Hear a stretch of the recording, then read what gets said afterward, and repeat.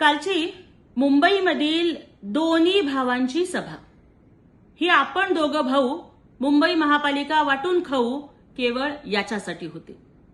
ना यांना मुंबई वाचवायची आहे ना मराठी माणूस वाचवायचा आहे.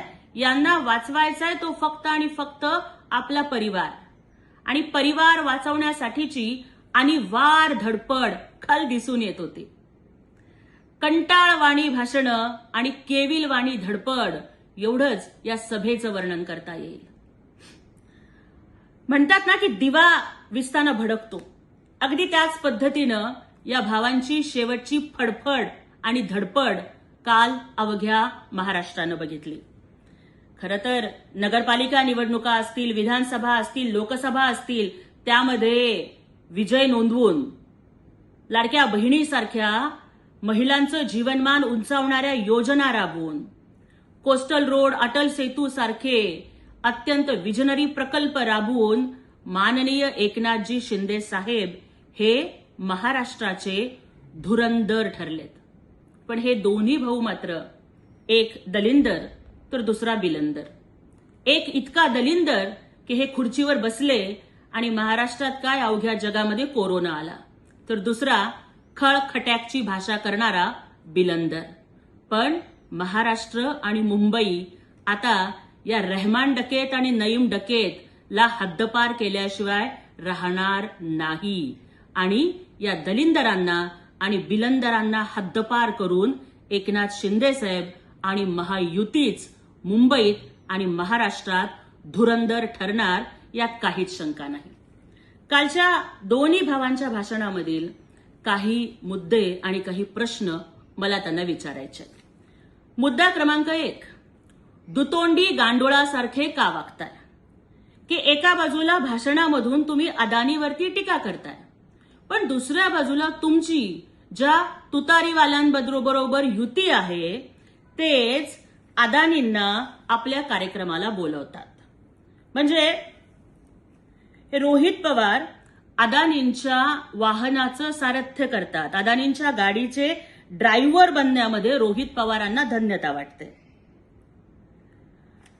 आपण ज्यांना आपले मार्गदर्शक समजता ते आदरणीय शरद पवार साहेब हे त्यांच्या सायन्स आणि टेक्नॉलॉजी पार्कच्या उद्घाटनासाठी अदानींना बारामतीमध्ये बोलावतात. सुप्रियाताई ह्या अदानी हे आपले मोठे भाऊ आहेत हे सांगतात, तर गौतम अदानी जाहीरपणाने सांगतात की शरद पवार साहेब हे माझे मार्गदर्शक आहेत. मग तुम्ही उत्तर द्यायचं की सभांमधून उद्योगपतींच्या वरती टीका करायची आणि उद्योगपतींच्या सोबत ज्यांचे मधुर संबंध आहेत अशा पक्षांच्या सोबत युती करायची, याला दुतोंडी गांडोळासारखं वागणं म्हणायचं का काय म्हणायचं? एका बाजूला उद्योगपतींच्या वरती टीका करायची आणि दुसऱ्या बाजूला तुमची मुलं त्याच अंबानींच्या लग्नामध्ये जाऊन बॅकग्राऊंड डान्सर म्हणून नाचतात, तर उत्तर द्या, ये रिश्ता क्या कहलाता है? मुद्दा क्रमांक 2, मराठी माणूस, मराठी संस्कृती, महाराष्ट्र, मुंबई तुम्हाला फक्त निवडणुका आल्यानंतरच का आठवतं? जर तुम्हाला मराठी माणसाचा, महाराष्ट्राचा, मुंबईचा इतका पुळका होता आहे, तर मग ज्या वेळेला हाच मराठी माणूस कोविडमध्ये झुंजत होता तेव्हा तुम्ही दोन्ही ठाकरे बंधू घराबाहेर का नाही पडलात? का तुम्ही मराठी माणसाला मदत नाही केली? का तुम्ही व्हॅनिटी व्हॅन घेऊन दुष्काळाचे दौरे करता? का तुम्ही व्हॅनिटी व्हॅन घेऊन इर्शागडाच्या पायथ्याला जाऊन आलात? त्यामुळे मराठी माणूस वाचवण्याची जबाबदारी, महाराष्ट्राचा स्वाभिमान जपण्याची जबाबदारी एकनाथ शिंदे साहेबांनी घेतलेली आहे. आदरणीय एकनाथजी शिंदे साहेबांच्या मुख्यमंत्री पदाच्या काळात मराठी भाषेला आदरणीय नरेंद्र मोदीजींनी आणि केंद्र सरकारनं अभिजात भाषेचा दर्जा दिला. शिंदे साहेबांच्या मुख्यमंत्री पदाच्या काळात, महायुतीच्या काळात मराठी भाषेचा सन्मान वाढवण्यासाठी अगदी जपानमध्ये सुद्धा मराठी भवन बांधण्याचं काम झालं. महाराष्ट्राला स्वतःचं राज्यगीत मिळालं, जय जय महाराष्ट्र माझा. आणि त्यामुळेच मराठी जनता, मराठी माणूस आता तुमच्या ढोंगाला भुलणार नाही. मुद्दा क्रमांक 3, सतत बदलती भूमिका घेणारे तुमचा केमिकल लोचा झालाय का? नक्की तुम्ही कोणाच्या बाजूचे? एकदा तुम्ही भोंगे बंद करण्याची भूमिका घेता आणि दुसऱ्या बाजूला तुम्ही मतपेटीसाठी वेगळी वेगळी सोंगे करता. तुमच्या सोंगाला जनता भुलणार नाही. एका बाजूला तुम्ही हिंदुत्व म्हणत भगवी शाल अंगावर घेऊन भाषणं करता, दुसऱ्या बाजूला तुम्ही कुंभमेळ्याचा, गंगेचा अपमान करता. त्यामुळे तुमच्या मेंदूमधला केमिकल लोचा दूर करा. कारण विधानसभेला वेगळी भूमिका, लोकसभेला वेगळी भूमिका, महापालिकेला वेगळी भूमिका. लोकसभेच्या वेळेला बिनशर्त पाठिंबा द्यायचा, तेव्हा तुमच्याच भावानी त्याला बिनशर्त पाठिंबा म्हणत त्याची थट्टा उडवली होती. विधानसभेला विरोधातली भूमिका घेऊन प्रचाराला उतरायचं, पण स्वतःच्या मुलाला सुद्धा तुम्ही निवडून नाही आणू शकलात आणि दुसऱ्या भावाचा मुलगा फक्त 6,000 मतांनी निसटता विजय मिळवला.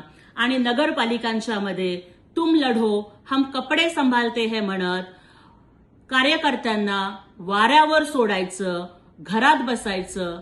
आणि आता मुंबई महापालिका ही सोन्याची अंडी देणारी कोंबडी तुम्हाला कापून खायची आहे. राक्षसाचा जीव जसा पोपटात असतो ना, तसा या दोन्ही भावांचा जीव हा मुंबई महापालिकेत आहे.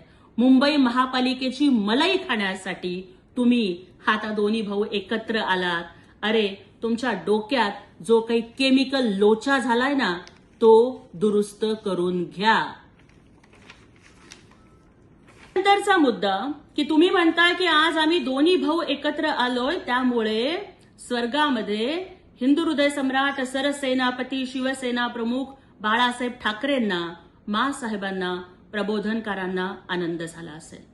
हो, कुटुंब एकत्रित झाल्यामुळे कदाचित त्यांना आनंद झाला असेल. पण मला तुम्हाला प्रश्न विचारायचा आहे.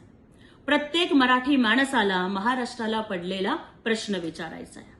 मला सांगा की ज्या वेळेला बाळासाहेब हयात होते आणि खुद्द शिवसेना प्रमुखांनी सामनामधून तुम्हाला साथ घातली होती की या चिमण्यांनो परत फिरारे, मग तुम्ही तेव्हा का नाही एक झाला? कदाचित आपल्या वार्धक्याच्या काळी आपली दोन्ही पिलं एकत्र झालेली बघून हिंदू हृदय सम्राटांना आनंद झाला असता. कदाचित त्यांच्या आयुष्याचे 4 दिवस वाढले असते. पण तुम्ही उतार वयात शेवटच्या क्षणी सुद्धा त्यांना तो दिलासा, तो आनंद नाही दिला. जर खरंच तुमचं हिंदू हृदय सम्राटांच्यावरती इतकं प्रेम आहे, जर खरंच तुमचं शिवसेना प्रमुखांवर, शिवसेनेवरती इतकं प्रेम आहे, तर त्यांच्या हयातीत तुम्ही एकत्र का नाही झालात? तुमचा स्वार्थ तुम्हाला वंदनीय बाळासाहेबांच्या समाधानापेक्षा मोठा वाटला का? तुम्ही मला उत्तर द्या की बाळासाहेबांना कोण तेलकट वडे चारत होतं, कोण चिकन सूप घेऊन जात होतं.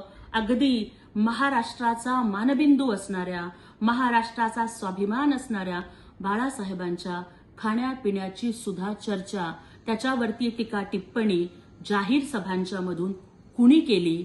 त्यावेळेला हे चिकन सूप, बटाटा वडा हे सगळं ऐकून हिंदू हृदय सम्राट बाळासाहेब ठाकरेंच्या मनाला स्वर्गामध्ये वेदना झाल्या नसतील का?